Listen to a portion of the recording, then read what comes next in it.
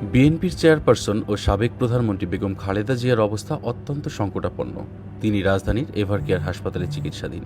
এমন পরিস্থিতিতে লন্ডনে অবস্থানরত বিএনপির ভারপ্রাপ্ত চেয়ারম্যান তারেক রহমান জানিয়েছেন, তার দেশে ফেরার সিদ্ধান্ত নেওয়ার সুযোগ একক নিয়ন্ত্রণাধীন নয়।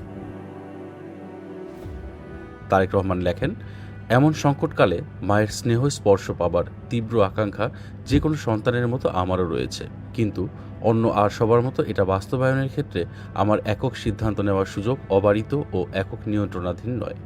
স্পর্শকাতর এই বিষয়টি বিস্তারিত বর্ণনার অবকাশও সীমিত।